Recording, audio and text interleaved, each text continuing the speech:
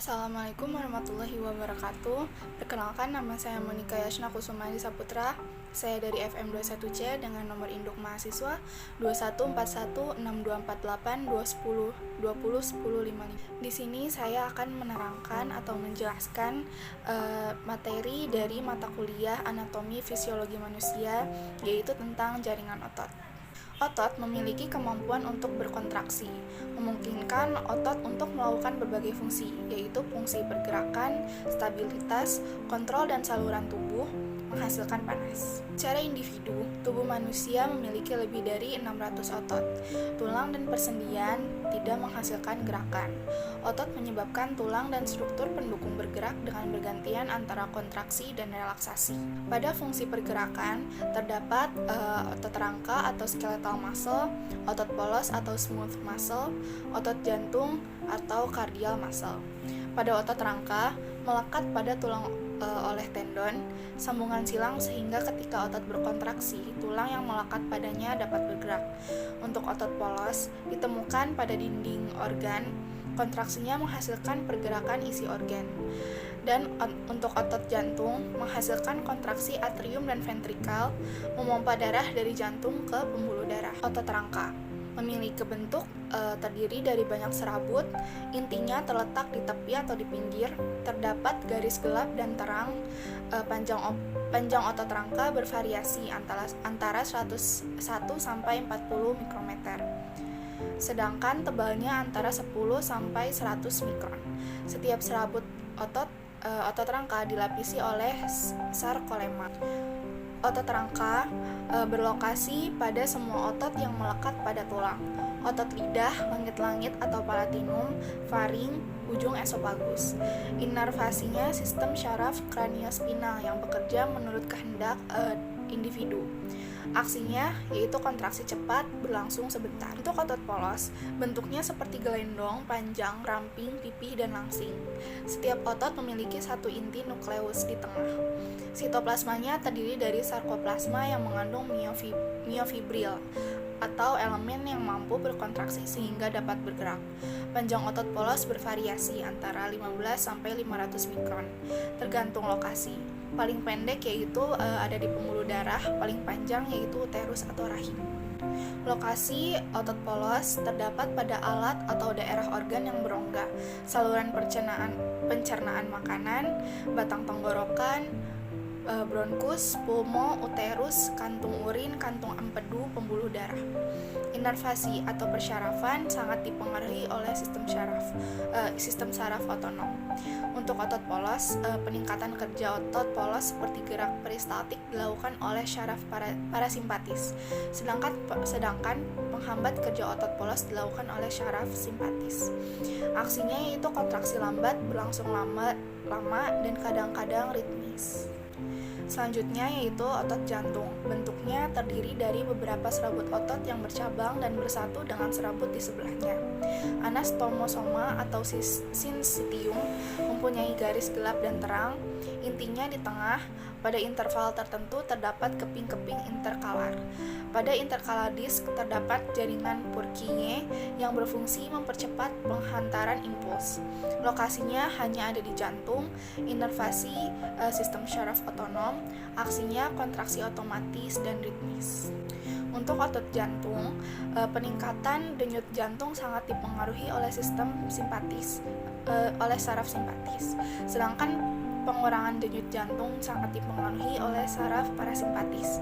Kerja saraf otonom baik simpatis maupun parasimpatis kebalikan dari kerja otot polos. Berikutnya ada sifat-sifat otot global. Yang pertama ada kontraktilitas, yaitu kemampuan otot untuk mengadakan respon bila dirangsang. Yang kedua ada ekstensibilitas atau distensibilitas, yaitu kemampuan otot untuk memanjang bila otot ditarik atau ada gaya yang bekerja pada otot tersebut, yaitu bila otot rangka diberi beban, uterus berisi fetus. Yang ketiga ada elastisitas, yaitu kemampuan otot untuk kembali ke bentuk dan keukuran semula setelah mengalami ekstensibilitas atau distensibilitas atau kontraktilitas. Yang keempat ada iritabilitas atau eksitabilitas, yaitu kemampuan otot mengadakan respon bila dirangsang. Yang berikutnya yaitu fungsi otot sebagai stabilitas, yaitu untuk memegang tulang dengan erat atau menstabilkan sendi, dan otot-otot kecil menyatukan tulang belakang, dan juga untuk menstabilkan kolom tulang belakang. Selanjutnya, fungsi otot dalam memproduksi panas. Panas dilepaskan dengan kontraksi otot, membantu tubuh mempertahankan suhu normal. Menggerakkan tubuh Anda bisa membuat Anda lebih hangat jika Anda kedinginan. Tipe-tipe dari sel otot. Yang pertama ada miosit atau mikotes, disebut serat otot. Yang kedua ada sarkolema, yaitu membran sel, sarkoplasm atau sitoplasma sel, myofibrillis atau struktur panjang dalam sarkoplasma. Susunan filamen dalam myofibrillis menghasilkan pergoresan. Selanjutnya adalah produksi energi untuk otot. Yang pertama ada ATP atau adenosin trifosfat, yaitu suatu jenis energi kimia yang diperlukan untuk kontraksi otot yang berkelanjutan atau berulang. Yang kedua ada sel-sel otot harus memiliki 3 cara untuk menyimpan atau membuat ATP, yaitu pertama ada kreatin fosfat, menghasilkan energi dengan cepat, aerobic respiration yang menggunakan simpanan glukosa tubuh. Yang ketiga ada produksi asam laktat, yaitu ATP dalam jumlah kecil. Selanjutnya ada production of energy oxygen depth. Berkembang ketika otot rangka digunakan dengan keras selama beberapa menit dan sel-selnya kekurangan oksigen. Selanjutnya ada production of energy, yaitu kelelahan otot. Kondisi di mana otot telah kehilangan kemampuannya untuk berkontraksi. Penyebabnya adalah akumulasi asam laktat, gangguan pasokan darah ke otot, atau neuron motorik kehilangan kemampuannya untuk melepaskan asetilkolin ke serat otot. Kelelahan otot dapat terjadi atau dapat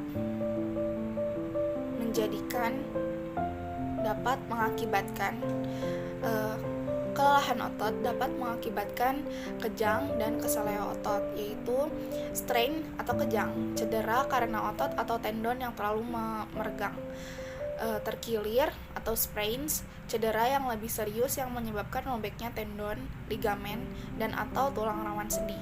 Yang terakhir ada RICE, direkomendasikan pengobatan dan tindakan lain seperti rest atau beristirahat, es, dikompres dengan es dalam suhu yang sangat dingin. Pencegahan dari kejang dan keseleo otot, yaitu ada memanaskan otot beberapa menit sebelum aktivitas yang intens, meningkatkan suhu otot dan membuat otot lebih lentur. Yang kedua ada peregangan, meningkatkan kinerja otot dan harus selalu dilakukan setelah pemanasan atau setelah berolahraga. Yang terakhir ada mendinginkan atau memperlambat cooling down atau slowing down, sebelum benar-benar berhenti mencegah pengumpulan darah di kaki dan membantu menghilangkan asam laktat dari otot. Yang terakhir ada penuaan dan sistem muskuloskeletal, yaitu kontraksi menjadi lebih lambat dan tidak sekuat biasanya. Keluasan dan kemampuan mencengkram berkurang, mobilitas dapat menurun. Alat bantu yang bermanfaat dapat dibutuhkan. Latihan rutin seperti renang, terapi, dan fisik juga dapat membantu untuk meningkatkan kinerja otot kembali.